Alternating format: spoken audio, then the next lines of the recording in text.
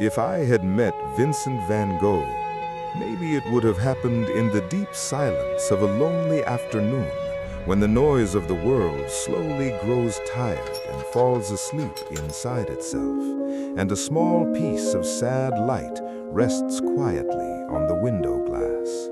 Maybe he would arrive very quietly, almost without the sound of footsteps, only a soft smell of paint in the air, and the strange warmth of a canvas soaked with oil colors. At first, I am not sure I would recognize him, because the face I know from history is only a frozen moment in time. But the man standing in front of me might feel more tired, more gentle, and much deeper. In his eyes there would be the history of many nights, many unseen villages, and the light of many hidden sorrows. With a little hesitation, I might ask him, "Are you really the man who turned the night sky into a moving river of stars?"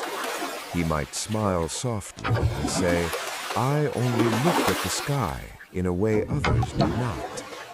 Then we would sit beside a small table.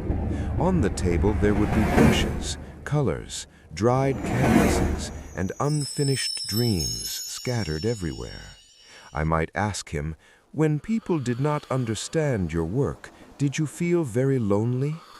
He might look outside the window, where the evening sky slowly changes from blue to purple. Then he would say quietly, "An artist is never completely alone, because all the colors of the world live inside his heart." I would take out my paper and draw a few lines with ink, some strange people, some animals, some dreams, and a little bit of satire. He would watch carefully, as if searching for a hidden story inside every single line. Maybe he would say, "You are not only drawing reality, you are drawing the voice inside reality." Then he would lift his own canvas. With one strong brushstroke, a sky would suddenly be born.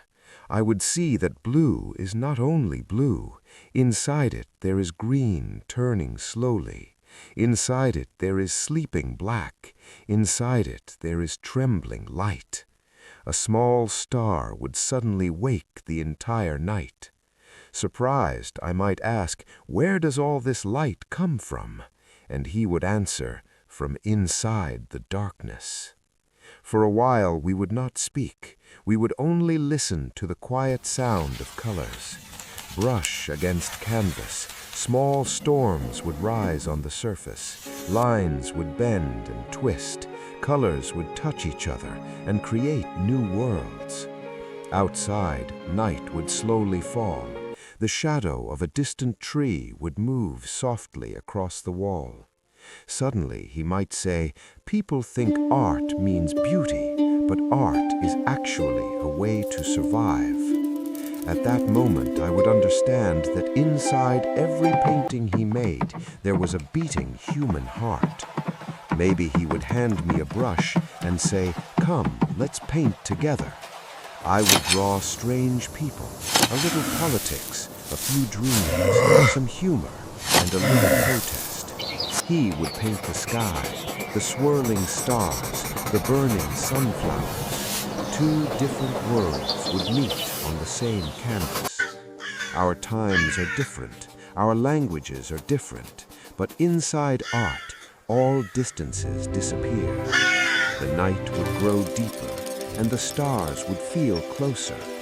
Before leaving, he might look up at the sky and say, "Look, humans are very small, but their dreams are very big.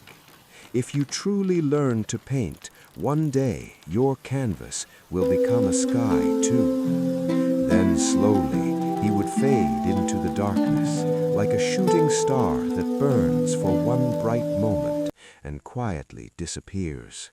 I would remain sitting there alone, looking at the canvas. The sky would still be swirling there, sunflowers would still be burning, and a few of my ink lines would begin a brand new story. And then I would understand. Some people come to this world not only to live, but to give the world a new pair of eyes.